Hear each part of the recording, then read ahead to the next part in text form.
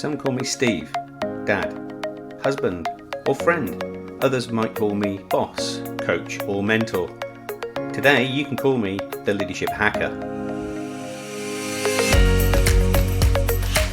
Thanks for listening in, I really appreciate it. My job as the Leadership Hacker is to hack into the minds, experiences, habits and learning of great leaders, C-suite executives, authors and development experts so that I can assist you developing your understanding and awareness of leadership. I'm Steve Rush and I'm your host today. I'm the author of Leadership Cake, I'm a transformation consultant and leadership coach and can't wait to start sharing all things leadership with you.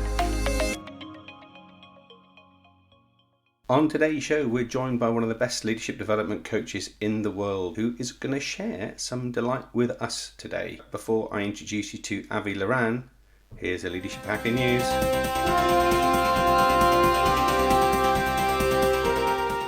In the news today, it's important to recognise that keeping ourselves upbeat is an essential ingredient to keep us on the straight and narrow as we go through any crisis. Eddie Chapman, Bridlington Amusement Arcade owner, has started filling his grabber machine with toilet roll instead of soft toys, given the global panic to rush to buy them, and in doing so created quite a bit of a stir.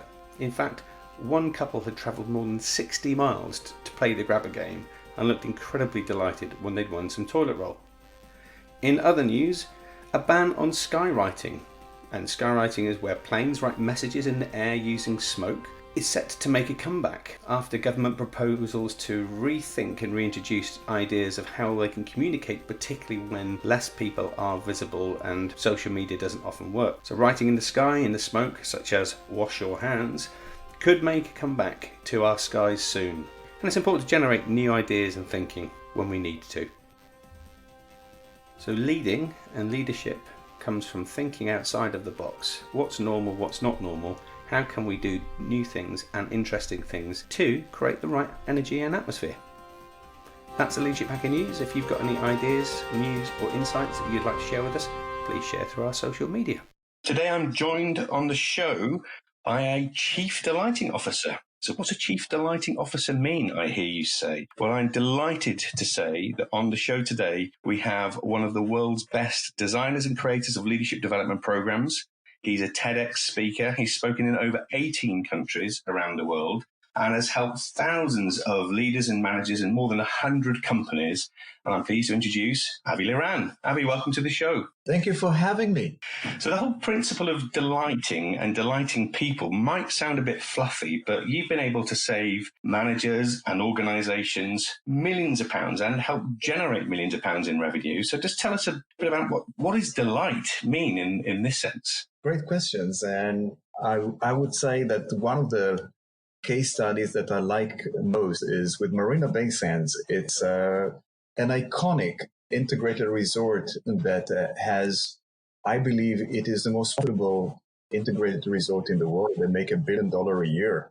And when they started, they became the biggest venue in Singapore with 2,656 rooms. You can imagine what would be the line for check-in and housekeeping. And they have a lot of teething problems, and they had change of leadership. They got fantastic training for service, which means that they were supposed to be great in service. It's an iconic place. But because of leadership was transactional. And there was one that was actually toxic. And he was the COO, the recent one. And he would go and tell people, you're fired, just like Donald Trump. And the problem with that was that people that came all the way from Vegas with their families got really scared. So it was a culture of fear. And no wonder within just a few months, they got to a horrible score on TripAdvisor. It was 140. And then they called us, and we worked for about 7 months together with the top 250 leaders. And within 7 months of going and grinding into what does it mean to become a Chief Delighting Officer and making commitment to be one, they managed to go up all the way to 36th place on TripAdvisors. The commitment that the COO, the new COO that came instead of the gentleman that was there before him, when he started the first workshop with us, he said, I took these guys to take you all the way out of your comfort zone with things that may look fluffy, but if you don't want to be in Marina Bay Sands, a leader that will be delighting his team, if you don't want to have joy and you don't want to take care of your teams as a family, please prepare a CV and go to Sentosa, which is the competition. And I think that he made the commitment so well that every time that we had a workshop, he would come to say exactly that thing. And at the end of the few days workshop, he would hand the certificate to each one of the leaders, shake their hands, look in their eyes and say, you are a chief delighting officer. And I think that was his commitment and the commitment of the leaders afterwards to cascade it. And then it's like they all went on the highway because they had a fantastic framework of service. And they're doing extremely well. This is probably the most profitable single resort in the world. That's amazing. Excellent story. Thank you for sharing what delight can mean in a real sense. When was it that you stumbled across this principle of delight? How did that come about in your work, in your life? Well, pretty early. Everybody stumbles upon delight all the time. And the question is, what guides us? Because we're going to see a lot of adversity in the world. And lucky for me, I got fantastic parents. And they were Holocaust survivors. So they've seen the hardship. They escaped. And they've seen their family slaughtered on in front of their very eyes and wounded and hungry and running for their life as refugees. And the inspiration came from my mom. I want to tell you a story that is not in my keynote or what you've seen.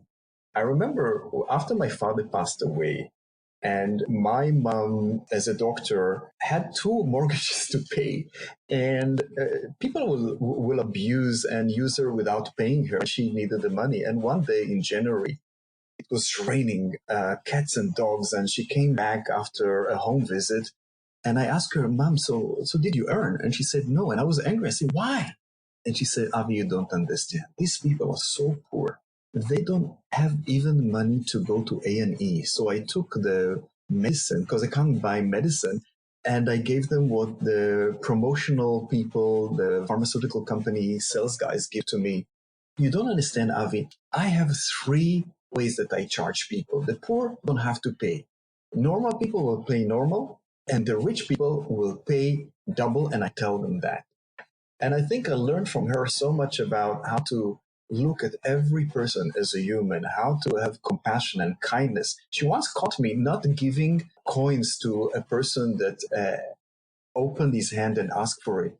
And she told me, Avi, who are you to judge? Because I say maybe he's used the money for drugs or liquor. And she say, you know what? You always can give someone from what you have. And I remember my father, they didn't have much. And, once a month they buy you ice cream. And I want to thank my father. And I say, thank you. He say, don't thank me, just bless me. And bless me that every time I open the wallet, I have what to give to others. So I grew up with people that were humble and kind and loving, and at the same time did not have much, but they always wanted to give and to smile and to help. And I was blessed. And I believe a lot of us in the world, no matter where we come from, and they're a good example of not complaining about what life did to you and surrender to that, but being great contributors. And I learned it from them. I'm grateful to them. It's a great story. So the whole principle of being delightful, what do you think the reason is that some people would struggle with being able to feel a little freer and be more delightful in the workplace? What do you think holds people back? I think that some bad experience in the past prevent us and make us more cautious. And it's very interesting because every time that I work with a group of leaders and they get to the essence of what is the engine of delight, probably we're going to talk about it later, they come to me and say, so what if people abuse me? And the fears are really, what if I'm going to give too much? What if I'm going to be too friendly? I believe at a certain time, not allowing yourself to delight is like being fearful and deciding after the first time that you had a relationship break to decide I'm going to stay single for the rest of my life. The fact is that the delight, the neuroscience of delight teaches us that when you delight somebody else, you are immediately delighted back. Because what happened is your brain produces oxytocin, and that immediately kickstarts the reward circuitry in the hippocampus. Dopamine is released and serotonin is released, and we become happier. So yeah, there's a lot of bad experience in the past that prevent people from trying. Some people are also introverts, and they feel that they don't want to open up too much. Some people are simply not used to it. I would say fear, but the antidote for fear is love and taking a step forward. My teacher and my mentor, Lenny, designed a very beautiful, funny ritual about that. He asks you to put your hands in Om and say, I'm afraid, and I'm going to do it anyway. And does it work? I guess so, because we don't want to live in the prison of ourselves. And actually, if you think about if you're not delighting, you're sitting in a prison when the door is really open. You just need to go out. And you don't have to do it in a rara way. If you're introvert, there's a way to delight without making rara. I don't believe that. I find leaders that are introverts are much more delightful and delighting than the ones that are extrovert. So it's a really interesting point I wanted to explore with you, Avi, because as a coach, there are those extroverts who you can perceive physically and non-verbally their delight or not, as a case may be. But how do you notice that, and how do you respond to that with somebody who is introverted? Well, I think let's go into the essence of delight. What makes people delighted? And if you get that notion, if you only get this, I'll talk about the engine of delight, and I'll make it as a question. What is the one verb, one word that is also an action, and is also a mindset, a way of life, that if you do it unconditionally, consistently, continuously, it will be the quickest way for you to earn trust, gain influence, feel a sense of belonging, even if you're the new kid in the organization, and feel happier together. I'll repeat. What is a one word, one way of life, one attitude that is also a verb, that if you do that unconditionally, consistently, and continuously, it will be the quickest way for you to earn trust. I'm going to have a guess at something like contribution, making a difference. You got it. Contribution. And contribution is what you do. And whether you're introvert or extrovert, it doesn't really matter. But if you have the mindset of contribution, because there's a lot of science that say that when we give to other people, we feel happier because we feel better about ourselves. There's lots of evidence from science that we are much happier when we give to others. We transform from a place of helplessness to helpfulness. But contribution is one level above giving, because giving is I give you what I feel that you need. In delight, we call contribution is something that adds values that the other person needs. And if you stick to that, whether you are introvert or extrovert, you're going to do well. Thanks, Avi. That's really, really insightful, and I think can resonate with people who recognise themselves that they're introverted or indeed extroverted. So you've done quite a lot of research into the subject of delightfulness and the role that plays in cultures. So what kind of cultures do you see in organisations and the role that delight then plays to that? I see a culture that is transactional, where the leader just care about results and doesn't care about you. It can vary. On one part, it could be even toxic. And I see cordial culture, it's nice to work here, but there's not really an attachment. You don't feel like you're working for a tribe or feel a sense of belonging. It's nice to work here. People are nice. They give you a nice salary. They develop you quite a bit.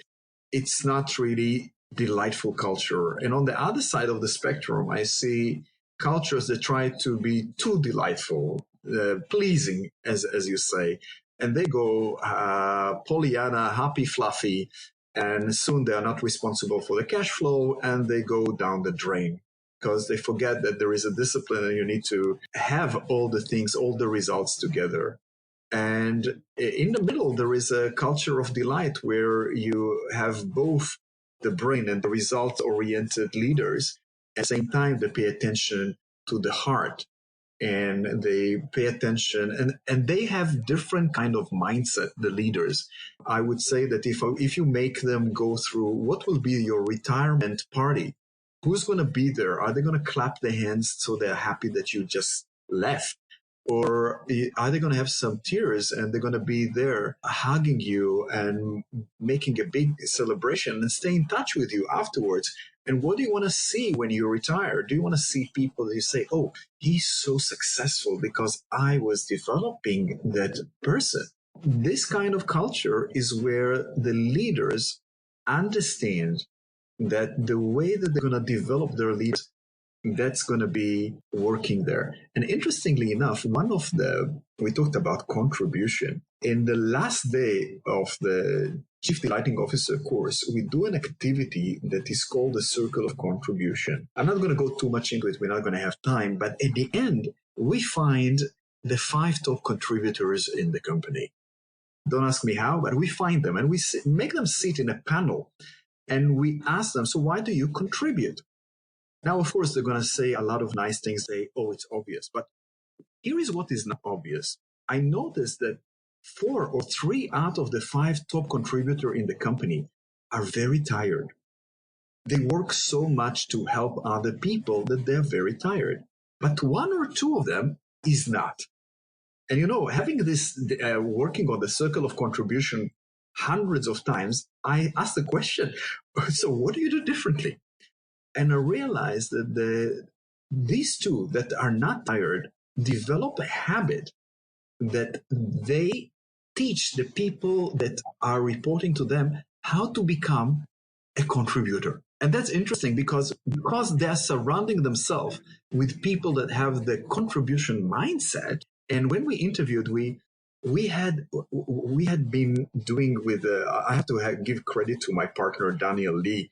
He did most of the research. We interviewed 220 people in 37 countries, 6 continents, and 50% of them are ladies. And we got to understand more about delighting and how all of these leaders shied away from being Pollyanna pleasers, and they went immediately to the soft spot. And one of the people that we interviewed was Craig Smith, the president of Marriott in Asia Pacific. And he said, sometimes people will do things for you that they would not do for the organization. And this is how friendly you should be with them. So on one hand, don't be fluffy Pollyanna, but at the same time, you got to be friendly and care for the people, for them to follow you. So what if I'm a leader and I'm having a really bad day? I recognize that I need to be the chief delighting officer of the organization. If I'm in a bad mood, I just can't shrug it. Tell me, how would you help me get out of that? What could I do that would help me be present and think about that? Well, I would like to invite you and the audience to do something with me, so I will answer. But first, I'm going to ask you, tell me, what do you do on a bad day when people ask you, how are you? I guess the internal voice always says, yeah, I'm having a great day, I'm fine. Or often fine is what you hear. And when I hear that, I think probably you're not fine.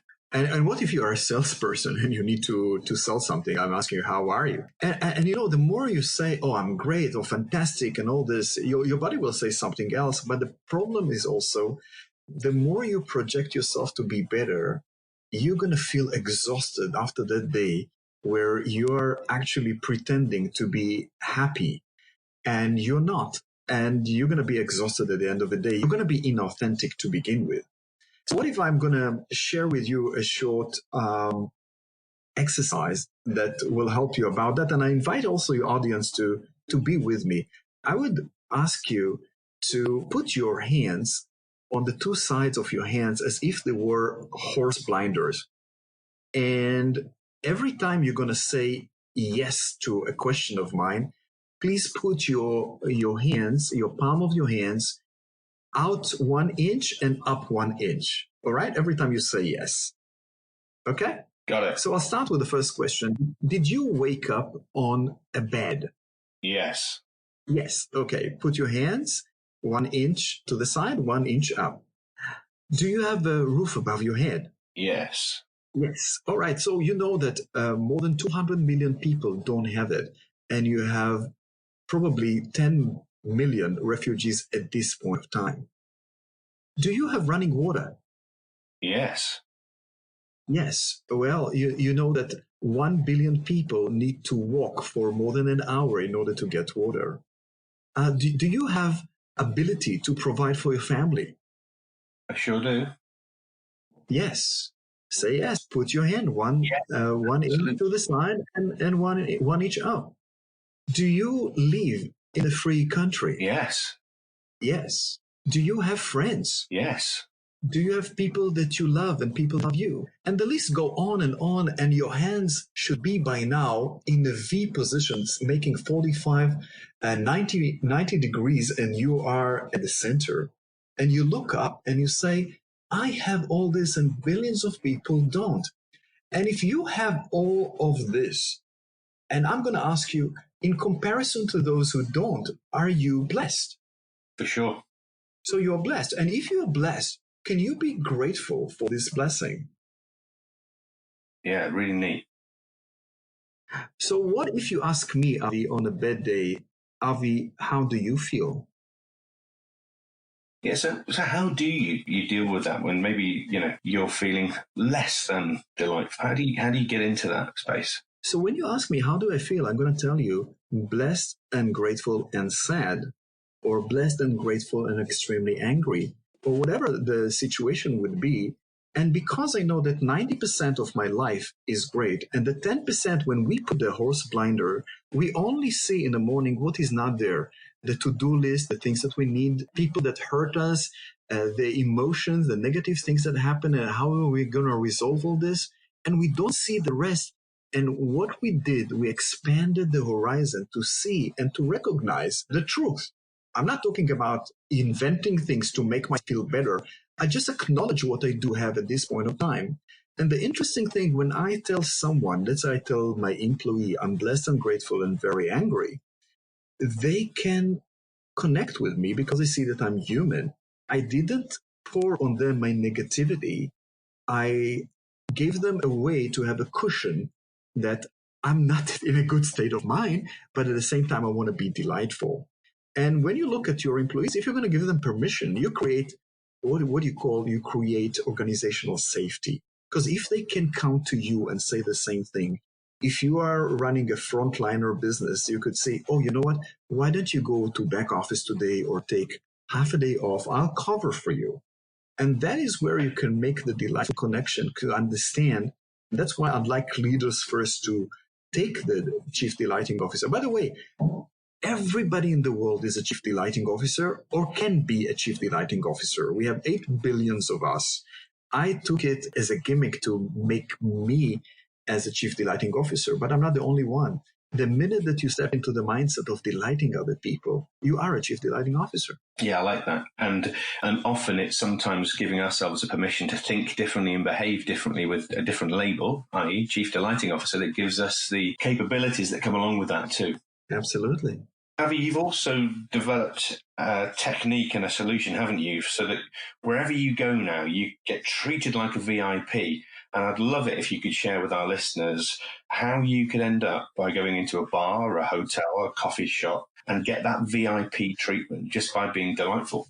I'll tell you an interesting story. A few years ago, I went to Manila. I usually stay there at the Peninsula Hotel because the general manager at that time was my client. I was in the lobby. I was talking to an HR director of one of the top telecom companies. He had coffee. I couldn't have another coffee, so I got water. And when the waiter came, he gave him cookie, and my water comes without cookie. And I wanted a cookie. So I stopped the waiter and I saw his name, and I pretended that I had a conversation with the cookie. And I said, the cookie feels lonely. Would you consider giving me one more cookie so it can get married? He smiled, and within a minute, he brought 3 cookies. to me, and that was delightful. So what I did is I tried to stop the first person that I saw, and I say, "Who's the supervisor on the floor?" She said, "I am." And I said, "Oh, okay, great. I want to tell you that this gentleman did a great job, and he delighted me. I didn't expect that, and he made me smile. It was very fun." And I asked her for the email of hotel manager, was my friend, and the general manager is above him. And I took that email and I sent a thank you letter. Her name was Sonia. What I received back in the email was received the picture of the gentleman with 3 cookies, and that was really delightful. I think that when you have a mindset of appreciating people, calling them by the name, understanding that sometimes they are pressed, it's understaffed, and they're really doing their best. Sometimes, I go and I take the small tissue and I clean the table a little bit because I see they're so engaged, and I understand them. I try to have a conversation. And by the way, I forgot, but the name of the gentleman was Millard. And Millard is also on my Facebook, and he already left the peninsula, and we still are in touch. And if you create conversation and make people feel that they are human, because they are serving you. Nobody goes to the F&B industry, hotel or airlines because of the high pay and the short shift. It's a very demanding job, and they're working for such a small pay. Your acknowledgement of them as a person means so much to them. If you are kind to them, create a conversation, be thankful and grateful. Guess what happened? A few days later, when I came, the hotel was packed. There was not a place to sit. And Millard found me and found the only chair available and gave me a VIP service. And every place that I go, I make note to be nice and be kind and not to be bitchy. And by the way, if you are dating someone and that someone is misbehaving to the people, that should be a red alert for you, because the way that they behave to other people is the way that is the real them. And be very careful from people that are not behaving nice to other people.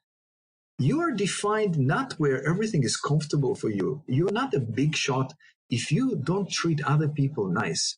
That's the real person that you are. You are treating them with your pain. You don't need to inflict your pain on other people. So what I'm hearing is if you're delightful to others, you'll get delight in return. Most of the time. And sometimes you need to add to it a dosage of compassion. There are 3 tools that you need to know, because some people will be there to abuse you. And I call them the black holes of delight. And when you see your hand disappear and people try to take a bite of you, have a conversation with them about it. And if you see that they insist on being black holes, then just disconnect and move on, because 95% of the people you're going to meet are waiting to be delighted and waiting to reciprocate, because the nature of delight is that once we are delighted, we feel compelled to delight back. And Avi, if you could give our listeners your top 3 leadership hacks, what would they be? I'm not sure that I know how to hack the system for not working hard. Everybody that tells you, it took me about 14 years to become an overnight success. The first thing we talked already about is a mindset of contribution. I think the second thing, when people don't behave in the way that you like them to behave, you need to set up a rule of trying to understand what their pain is. If possible, use compassion. If compassion doesn't work, use pity. If pity doesn't work, disconnect. But don't get sucked to black holes and their negativity. I have 4 pillars when I wake up in the morning. The first thing, I do the blessed grateful exercise, because I know that no matter how difficult and problem, and we had a coronavirus here in Asia. The entire industry is suffering from massive losses. I guess in Asia, $1 trillion was shaved. And we are in the service industry, and the events were canceled.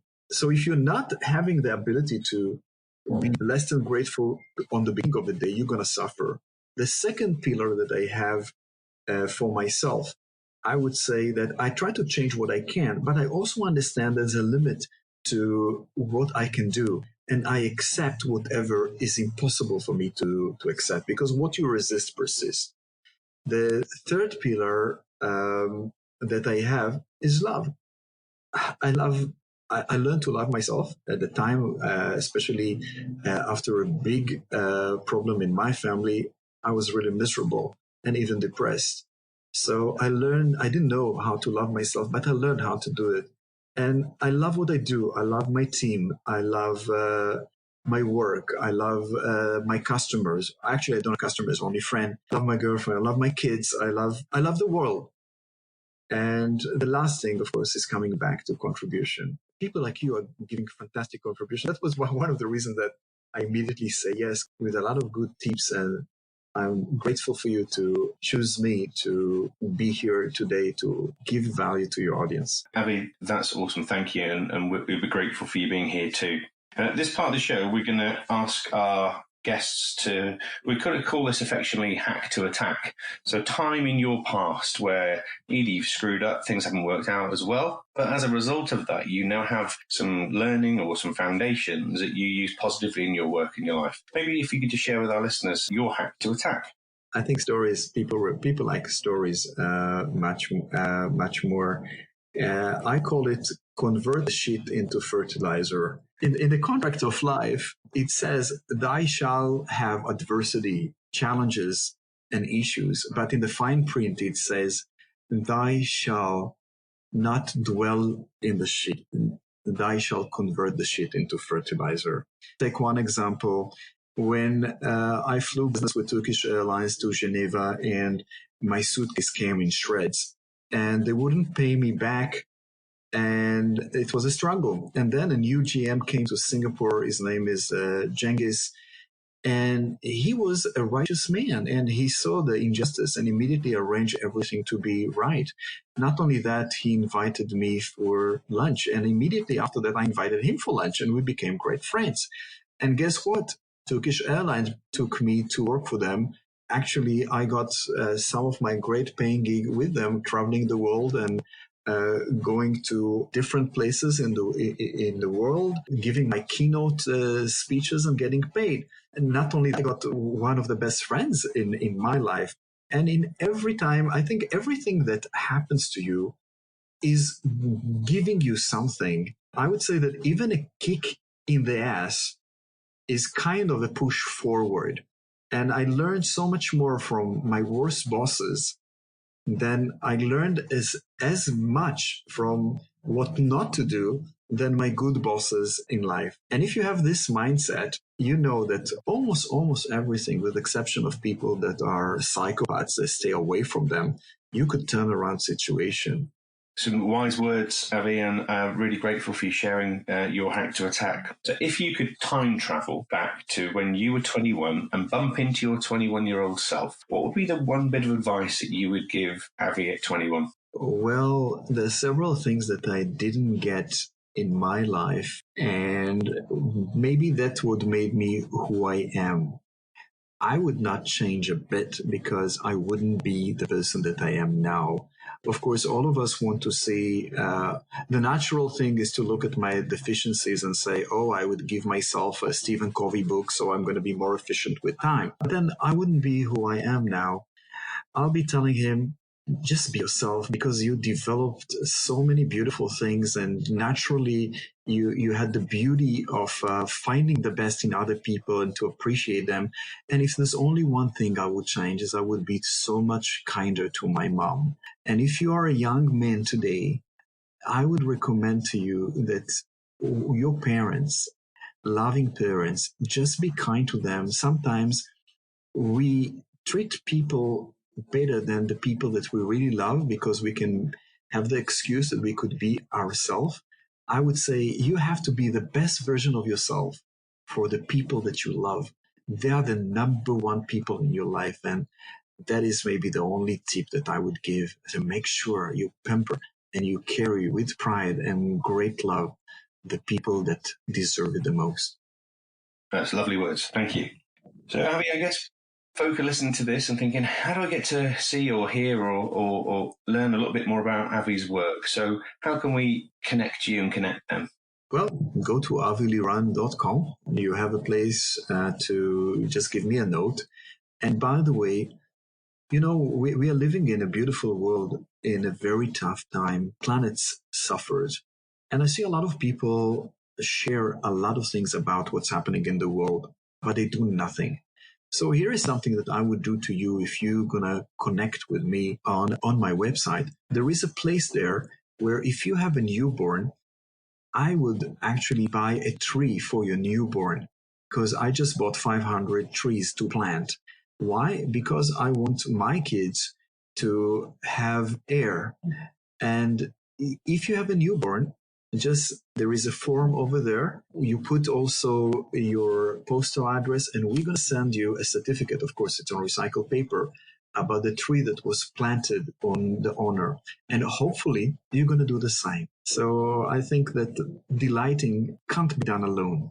And maybe on the website, if you go to deliveringdelight.com, you could even buy the shirt that says, "Let's delight," because I don't believe I can delight alone. This is why if you in the audience become a chief delighting officer that you already are, just claim it, spread the news around. And if you have an event with your company and you want me to be your guest speaker, I will delight your audience and I make sure that they come with beautiful messages and unforgettable way. And thank you for having me.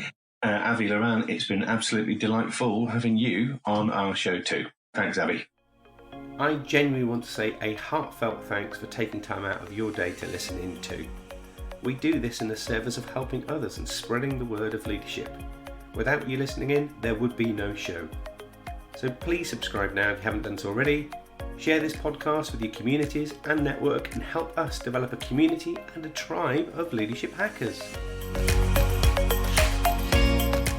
And finally, if you'd like me to work with your senior team, your leadership community, keynote an event, or you would like to sponsor an episode, please connect with us via our social media. And you can do that by following and liking our pages on Twitter and Facebook. Our handle there is @LeadershipHacker. Instagram, you can find us there at @the_leadership_hacker. And at YouTube, we're just Leadership Hacker. So that's me signing off. I'm Steve Rush, and I've been the Leadership Hacker.